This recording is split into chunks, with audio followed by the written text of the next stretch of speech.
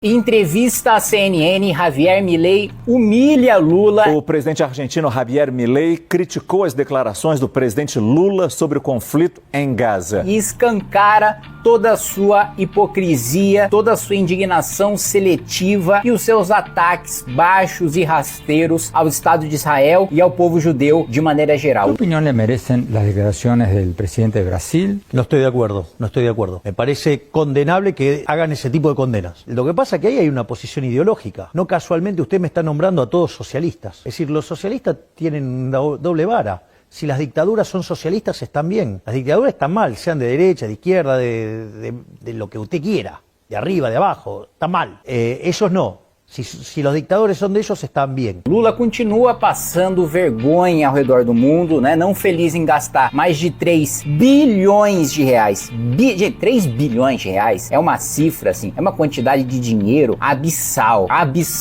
Assim, com 10 milhões de reais, você resolvia a vida de muitos hospitais, né? Que atendem SUS e que estão absolutamente deficitários, mal estruturados, com filas gigantescas. Assim, com 10 milhões de reais, você resolve a vida, né? De muitos hospitais, imagina com 3 bilhões de reais, né? Tô fazendo questão de ressaltar, porque às vezes, até por a gente se acostumar a falar nessas cifras monumentais, às vezes a gente se esquece da proporção, da quantidade de dinheiro que a gente tá falando, né? Então o Lula, não satisfeito em gastar 3 bilhões de reais, o nosso dinheiro, para ele, os seus ministros, a Janja, passearem ao redor do mundo e não trazerem absolutamente nada de volta em investimento, em políticas públicas, em inovação, em tecnologia, desenvolvimento para o Brasil, ainda são humilhados mundo afora por estadistas, como é o caso do Milei. Bom, Javier Milei, presidente argentino, deu uma entrevista recente à CNN e expressou aí a sua discordância em relação às declarações do presidente Lula e de outros líderes latino-americanos que acusaram Israel de cometer genocídio em Gaza. Durante a entrevista, Milei criticou a postura dos líderes socialistas e afirmou que é condenável fazer esse tipo de condenação. O presidente argentino deixou claro que não concorda com as acusações de genocídio contra Israel, afirmando que é importante avaliar cada situação de forma imparcial e sem preconceitos ideológicos. Ele ressaltou que é preciso evitar julgamentos precipitados e tomar cuidado para não generalizar as ações de um país inteiro com base no conflito específico. Bom, primeiro ponto, né, em relação às acusações de que há um genocídio em Gaza. Se o Hamas ou o Hezbollah tivessem o poderio militar, tivesse a tecnologia, tivesse o armamento que Israel possui, Israel não existiria mais,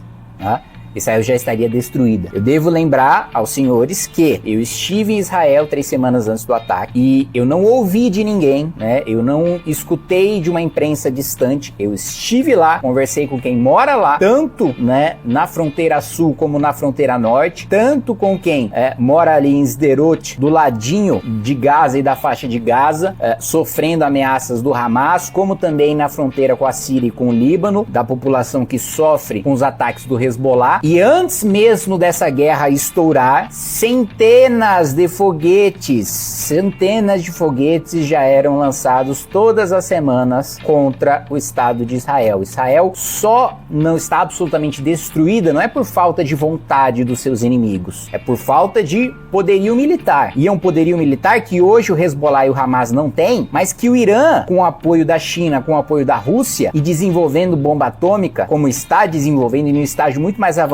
inclusive descumprindo resoluções da ONU, e a ONU não faz absolutamente nada em relação ao Irã, principalmente o comitê responsável por armas nucleares. O Irã, assim, muito em breve vai ter sim a capacidade de explodir uma bomba atômica em Israel. E aí, o que essas pessoas que falam hoje, criticam o direito de defesa de Israel vão dizer? Vão dizer que eles precisam aceitar serem varridos, eliminados do mapa. Por que eu tô dizendo isso? Porque Israel, se quisesse, poderia destruir Gaza e a faixa de Gaza. Não o faz porque não são os moradores de Gaza, não são os palestinos e os moradores da faixa de Gaza ou da Síria ou do Líbano os inimigos de Israel. Os inimigos de Israel são o Hamas e o Hezbollah. E esses dois são os alvos das operações militares de Israel. Vamos lembrar a história recente, tá? Em razão do volume de foguetes que era lançado da faixa de Gaza contra Israel, Israel já chegou a ocupar Gaza para impedir que que eles soltassem novos foguetes contra Israel. Porque cada 100 dólares que gastam num foguete para lançar contra Israel, Israel gasta 5 mil dólares com um domo de ferro para se defender. Então é uma guerra que economicamente não se sustentava no longo prazo. Israel seria destruído ao longo do tempo e por isso teve de ocupar Gaza. Agora, unilateralmente, sem fazer acordo nenhum, e inclusive tirando todos os judeus que moravam na faixa de Gaza, Israel desocupou Gaza e deu liberdade para a faixa de Gaza fazer o que bem entendesse. Os seus moradores se organizarem para fazer o que bem entendesse, tá? Unilateralmente, tá? Sem receber nada em troca, sem ter nenhum tipo de acordo, sem ter nenhum tipo de trégua. Aliás, pouco tempo depois de Israel desocupar a faixa de Gaza, novamente os foguetes começaram, claro que num volume muito menor, mas voltaram a ser lançados contra Israel. E isso assim, continuamente, tá? Todos os dias. A gente não recebe notícia aqui, porque como são todos os dias,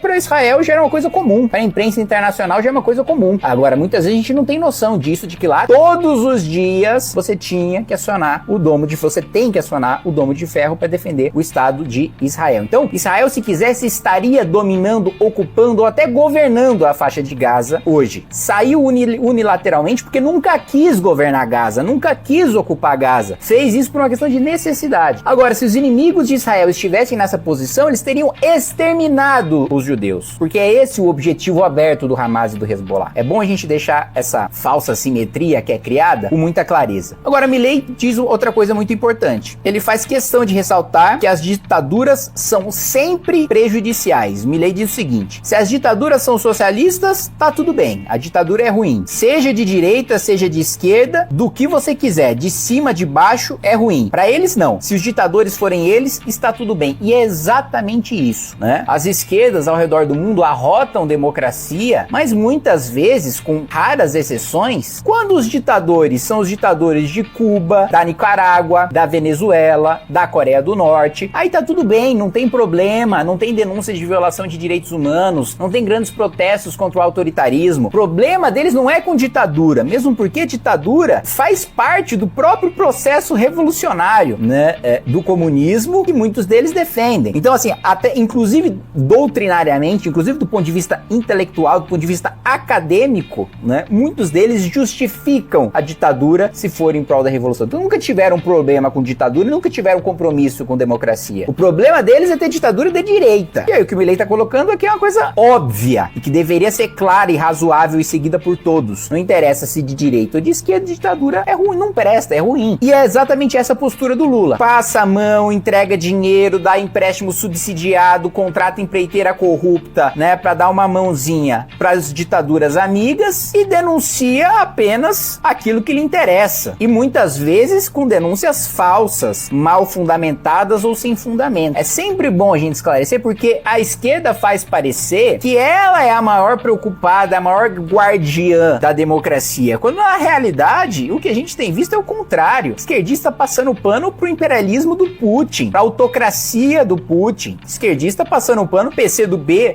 arrotando democracia e fazendo no Congresso Nacional sessão em homenagem a Mao Tse Tung. Então, assim, é de uma cara de pau tremenda. Isso precisa ser exposto, isso precisa ser dito com clareza, né? Escancarar que essa gente não tem compromisso com democracia, coisa nenhuma. Eles têm compromisso com a própria ideologia e com o próprio projeto de poder. Se não atende à sua ideologia, se não atende ao seu projeto de poder, aí, de repente, torna-se uma ditadura violadora de direitos humanos que precisa ser combatida. Isso precisa ser denunciado e por isso que a gente vai continuar com o nosso trabalho.